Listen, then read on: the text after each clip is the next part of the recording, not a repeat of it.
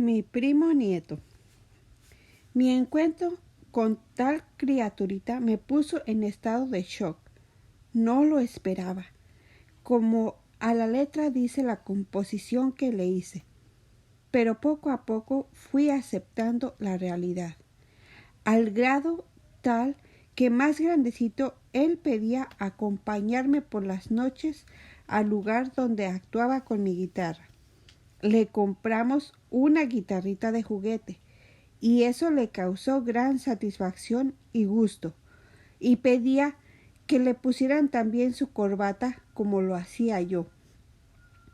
Cuando llegábamos al restaurant bar empezaba mi actuación y él se sentaba en una pequeña silla a mis pies y así permanecía, adoptando mis movimientos musicales, hasta que finalmente lo vencí en sueño, y en uno de mis descansos rápidamente lo trasladaba a casa, o a veces coincidía con la finalización de mi jornada.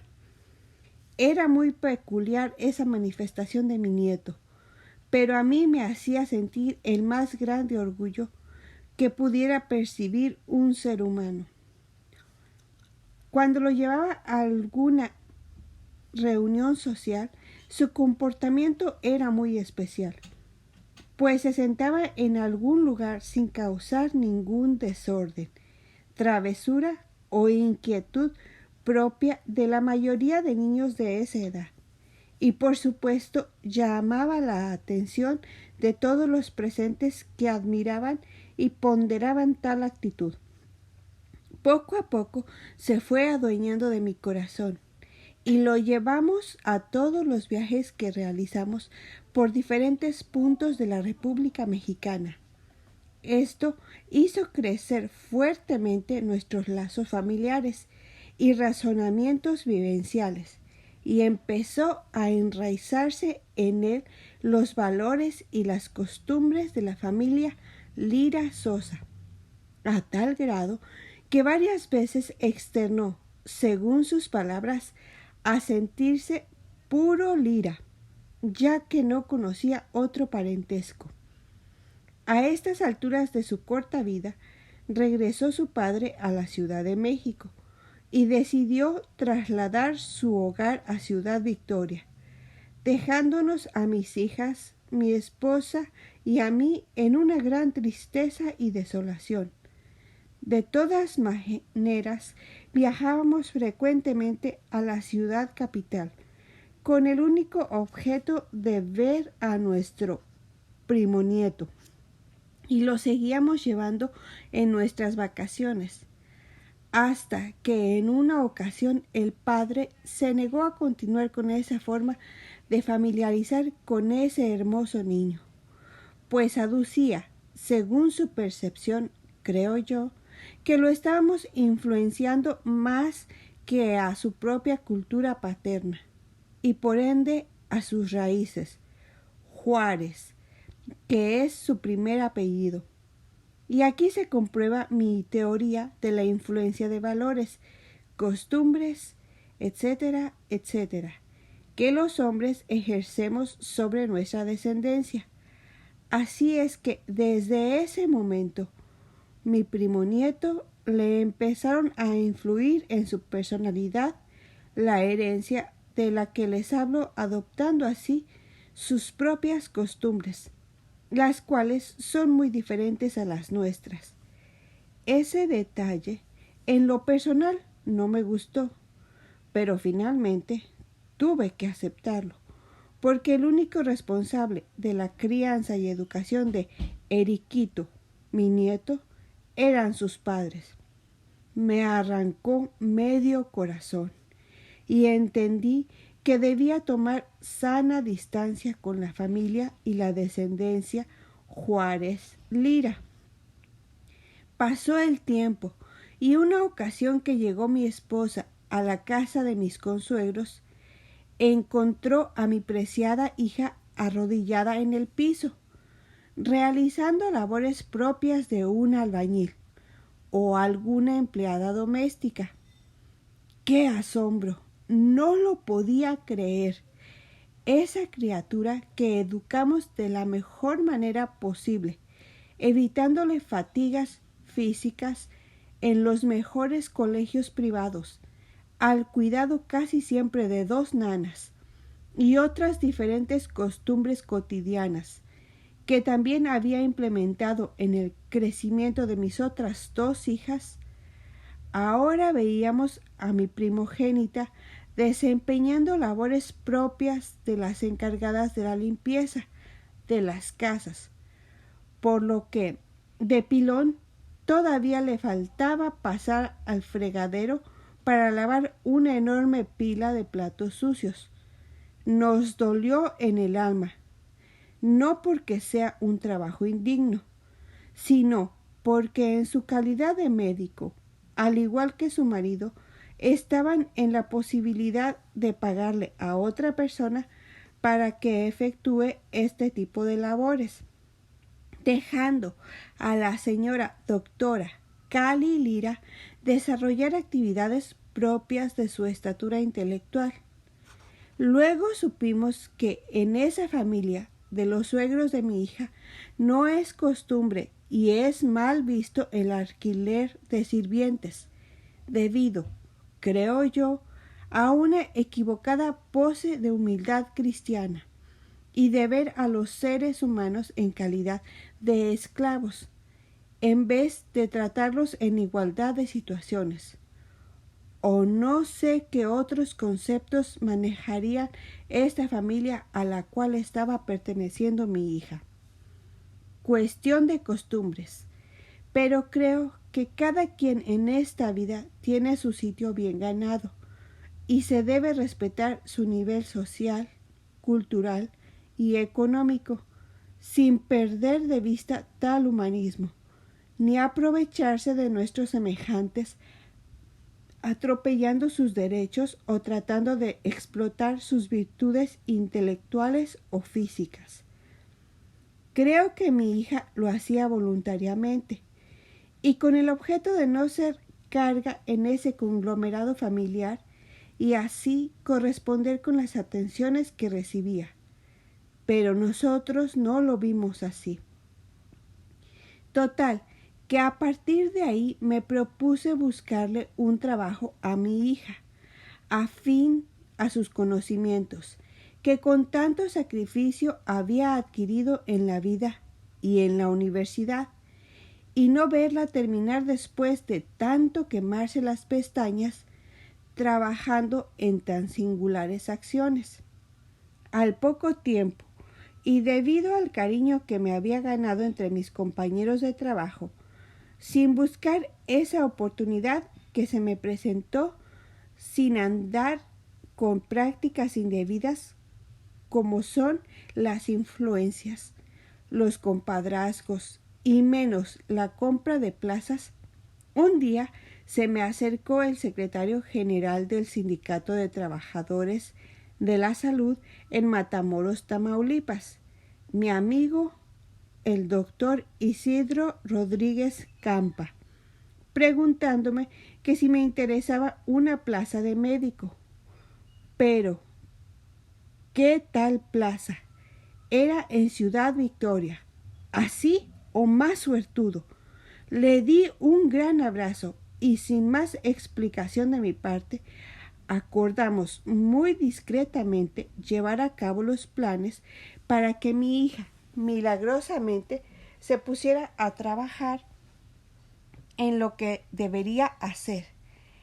Esto no lo sabe hasta la fecha mi amigo, pero tengo una gran deuda con él, y si el destino lo puede, le voy a hacer llegar este modesto escrito como una humilde forma de agradecer ese gesto de amistad. Una vez más se demuestra lo benévola que ha sido la vida con mi persona, pues siempre me ha ayudado a superar todo tipo de trance en forma por demás satisfactoria. Y siguen más éxitos más adelante. Para empezar, se graduó mi segundo retoño, Eastley, terminando su carrera de médico cirujano. pero lo que ella amaba realmente eran las bellas artes. Esto lo supe muchos años después de este acontecimiento. Pero, como la medicina también es un arte, pues no hubo mucho problema. Aunque en realidad, dentro de las ciencias biológicas, lo que más le llamaba la atención era la odontología, y en eso asumo toda la responsabilidad, pues no supe ganarme su confianza para diagnosticar tal inclinación, y así, en forma conjunta, apoyarla para que caminara por ese sendero, o bien por el entorno de los escenarios. Al poco tiempo vi culminada mi visión educativa respecto a mis hijas, viendo cómo la más pequeña de mis herederas, Cipactli, también se graduaba de médico cirujano, un gran acontecimiento en el que estuvo presente, como en todas las grandes ocasiones que ha vivido la familia Lira Sosa, un personaje que, desde que era seminarista, nos visitaba allá en Tabasco, y después de su consagración fue escalando peldaños dentro de su organización teológica, al grado tal que ahora ya se desempeña como obispo, habiendo ya ocupado dicha posición en varias diócesis. Se trata de Juan Manuel Mancilla Sánchez, primo hermano materno de mi abnegada esposa, María de la Trinidad Sosa Sánchez. El lustre que le da una persona de esa envergadura es muy satisfactorio para toda la familia, y a pesar de que yo soy un libre pensador y él un profesional altamente preparado con varias especialidades litúrgicas y por supuesto dominador de varios idiomas, necesario para cursar dichas especialidades, sobre todo un idioma que ya casi nadie habla, el arameo, el cual tuvo que aprender para leer directamente sobre los escritos originales más antiguos de la religión católica. Pues bien, a pesar de esta característica formación ideológica, mi querido hermano y yo jamás hemos tenido un diferendo intelectual, mucho menos familiar, o que pusiera en riesgo nuestra amistad. Mi trabajo como médico en la Secretaría de Salud pasó sin pena ni gloria, y un buen día me encontré con un compañero de la secundaria, con el cual siempre hemos tenido una bella relación amistosa. Y se comprobó ese día, pues al intercambiar novedades sobre nuestras vidas, inmediatamente me ofreció un lugar dentro de la Secretaría de Educación Pública. Me aclaró que no tendría problemas de horario, ni mucho menos laborales con mi actual trabajo, ya que el que me ofertaba lo desempeñaría por las tardes. Se trataba de Juan Leonardo Sánchez Cuéllar, que en ese momento era el director general de la DGETI en el país. Esto no fue buena suerte, sino que estaba cosechando lo que sembré. Y sigo sosteniendo que la vida siempre me ha sonreído y me ha regalado más de lo que yo he dado. Pues bien, de esta forma debuté tímidamente en las filas del magisterio. Fui recibido por un director también muy apreciado, por el ingeniero Juan Leonardo, el cual quiso hacerme una mala jugada al mandarme al Cebetis de la ciudad de Valle Hermoso, argumentando que le temía al sindicato y que me mandaba unos días para que se enfriaran las cosas y que después me reintegraría al plantel. Entre el grupo de amigos y colaboradores en Tamaulipas y con los cuales departía en cuanta ocasión se presentaba, cuando nos visitaba nuestro amigo y líder, el ingeniero Sánchez Cuéllar, había varios en los cuales me gané su empatía y buena disposición. Uno de ellos era el ingeniero Sergio Narváez, que en ese entonces fue nombrado por nuestro insigne personaje como director del Cebetis en la ciudad de Valle Hermoso. Grande fue su sorpresa cuando me vio entrar en la dirección. Le platiqué el motivo de mi presencia en ese lugar y me aclaró, muy preocupado, la causa por la cual me estaba mandando de un lugar a otro. El hasta entonces mi director, sabiendo perfectamente, dicho director de Matamoros, que, al admitirme el de Valle Hermoso, inmediatamente que checara mi tarjeta de entrada a dicho plantel educativo, automáticamente estaba perteneciendo a dicho centro escolar y por lo tanto se cambiaba mi adscripción y por ende la ciudad, así como mi centro de trabajo. Y después, para querer retornar a Matamoros, iba a ser sumamente difícil. Sentí una gran decepción por tan ingrata forma de actuar de esa persona, a la cual le ofrecí siempre una buena disposición, respeto y buenas intenciones. Lo bueno fue que el ingeniero Narváez me ofreció arreglar esa mala situación de parte de mi director y, de ser necesario, se lo haría saber a nuestro mutuo amigo en la Ciudad de México, el ingeniero Sánchez Cuéllar. Pero no hay mal que por bien no venga. Y de esa acción me gané sin querer 15 días de vacaciones pagadas. Pasado ese tiempo, me presenté en el plantel que me había conseguido mi directo amigo, y ante la actitud hipócrita que me presentó ese mal director que me quería fuera de su escuela, de inmediato me comisionó al servicio médico, donde me desenvolví como pez en el agua por varios años, hasta que llegó un nuevo director.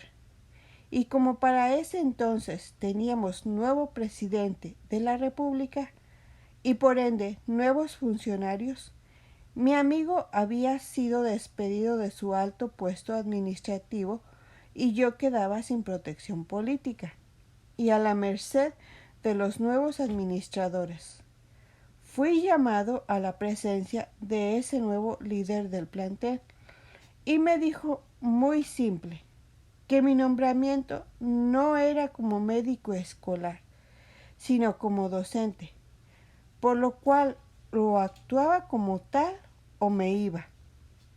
Lo bueno que dentro del plantel había un bachillerato especial de laboratorista clínico y dentro del mismo se desarrollaban materias como anatomía, fisiología, parasitología, etcétera, etcétera.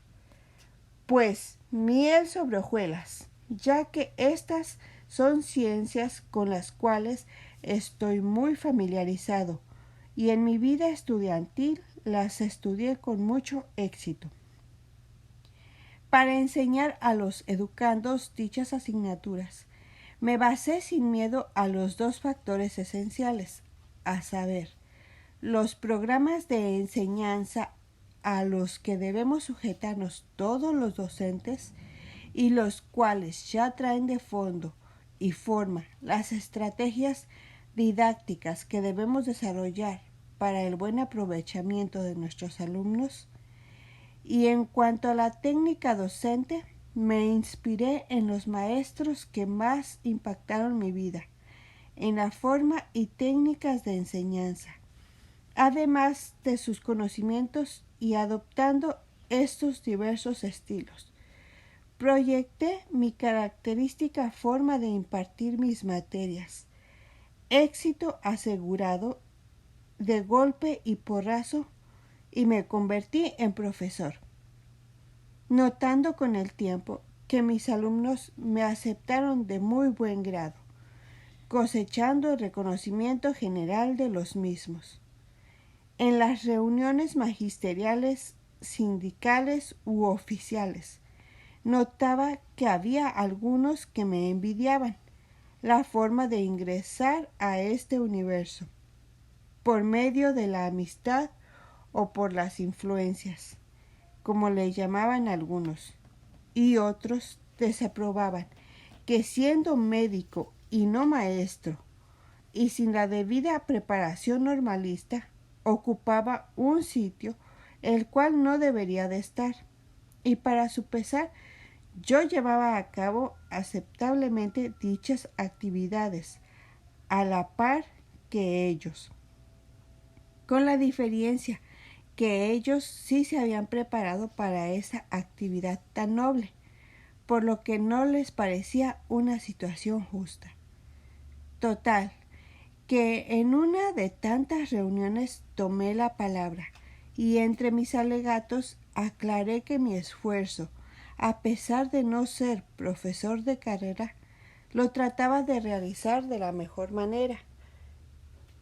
Y cuando notara que lo estaría haciendo mal, mejor me iría inmediatamente.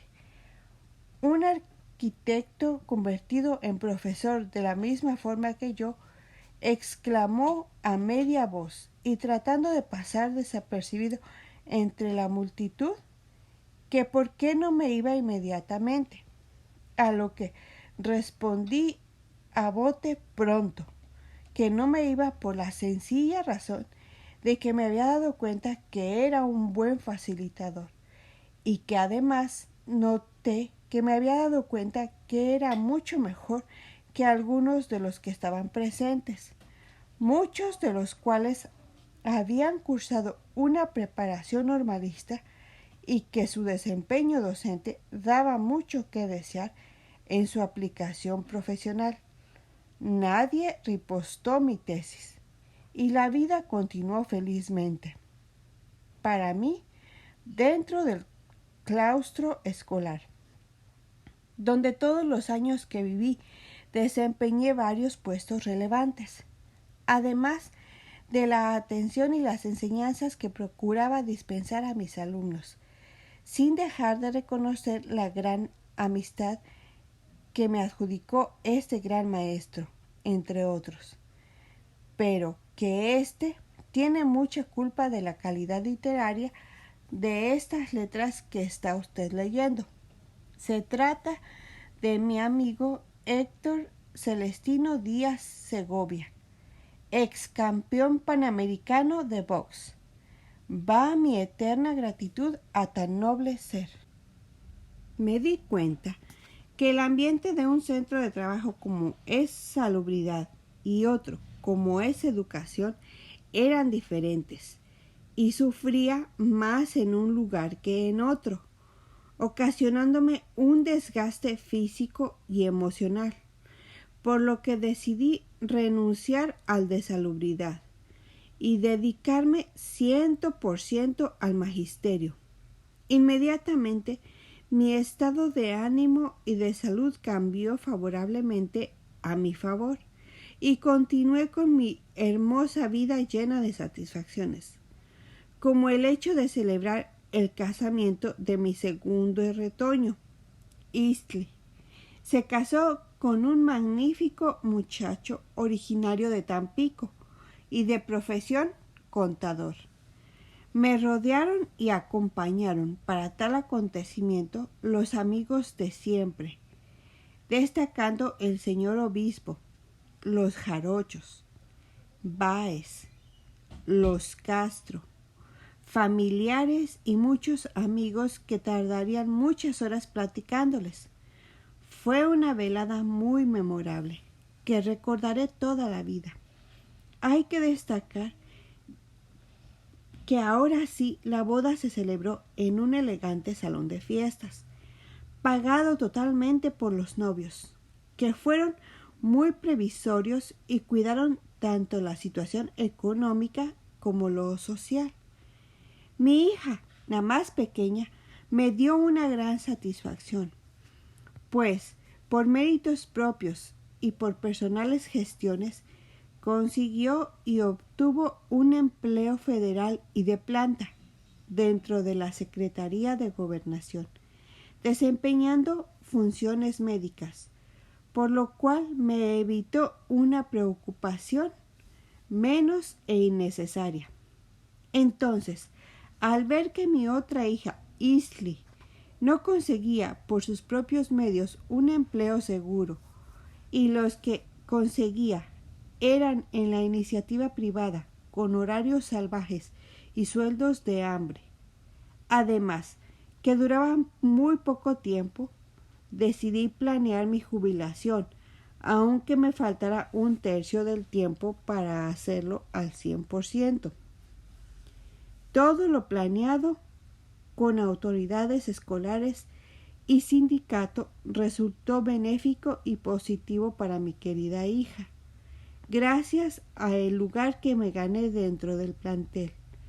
Todo resultó de maravilla y obtuve mi jubilación con un modesto estipendio e Isley pasó a formar parte de la planta docente del Cebetis 189. Recomienzo. Permítaseme regresar en la historia de mi vida alrededor de 20 años antes, a principios de los años 90, cuando el penúltimo rentero renunció a continuar utilizando dicho inmueble para lo que fue construido. No hubo más remedio que mi amante esposa se vio en la necesidad, ante la falta de arrendadores, de continuar dándole vida a nuestro inmueble, ejerciendo la medicina en esta que fue la Clínica Cali, y lo hizo muy bien durante el tiempo que desarrolló sus actividades médicas. Y lo que un día fue un majestuoso centro de recuperación para la salud humana, terminó arrendándose a lo que fuera nuestro último inquilino. La Secretaría de Salud duró poco el gusto, pues años más adelante se dio por terminado dicho contrato, quedando el edificio como un fantasma vacío. Con el paso del tiempo y sin que nos diéramos cuenta, fue invadido por vagos y malvivientes, procediendo estos al saqueo de accesorios de valor, como son las puertas, ventanas, la madera, etcétera, etcétera. Todo esto continuaron haciéndolo esas malas personas hasta que lograron dejarlo en ruinas, contrastando con lo que antes fue un esplendor.